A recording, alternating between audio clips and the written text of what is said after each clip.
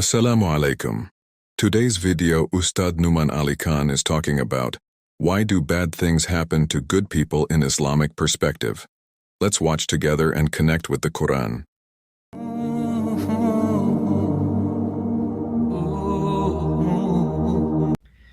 Sometimes you go through problems and you ask yourself, what is my fault in all of this? Why do I have to go through these problems?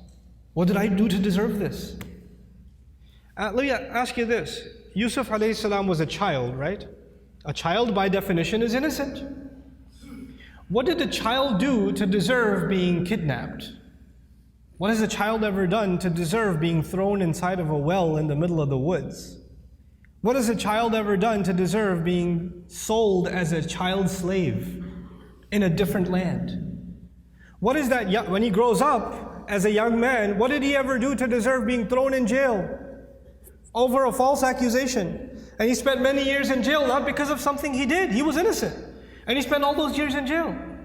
He went through situations in life that if anybody else went through those situations, you'll say, life is unfair, man, what are you going to do? Life is unfair, you know? But you know what happens to a believer? They don't just say life is unfair, they say Allah is unfair, ma'adallah. Allah did that to him. Yet Allah says in Surah Yusuf, Wallahu ghalibun ala amrihi. Allah was overlooking everything he did in his decision. Every decision that was made for Yusuf, Allah was dominating that decision, overlooking that decision. How? Sometimes you and I go through difficulty because Allah knows something better is coming. Sometimes that better thing that is coming is for you. Sometimes it's for somebody else. Sometimes it's not for you. Sometimes it's for somebody else. Sometimes the benefit of your difficulty will come back to you, the return will come back to you while you are still alive. Sometimes the return is meant to come back to you after you go back to Allah. What happened with Yusuf alayhi salam? A father was separated from a child. It's a tragedy, isn't it? But imagine if he was never kidnapped, he would never be in the well. If he was never in the well, he would never end up in Egypt. If he was never in Egypt, he would have never grown up there and been thrown into prison. If he was never in prison, he would have never met those two guys he met in prison, whose dream he interpreted. If he never met those two people, one of them who got to live and go back to the king, and when the king saw a dream, a strange dream, he would have never said, wait, I know someone who can help interpret your dream.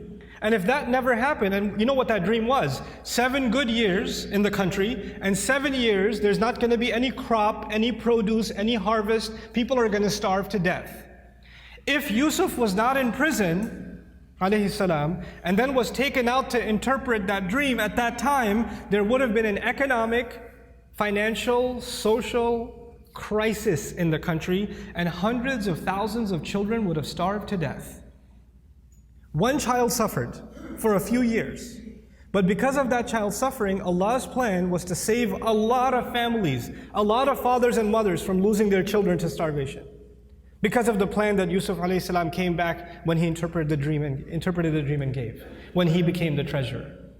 Sometimes the difficulty you and I go through is actually a small price to pay for a lot of khair, a lot of good that will either come to me now or it will come to me in the akhirah, will come to me after I go back to Allah. So our du'as are not the same as placing an order.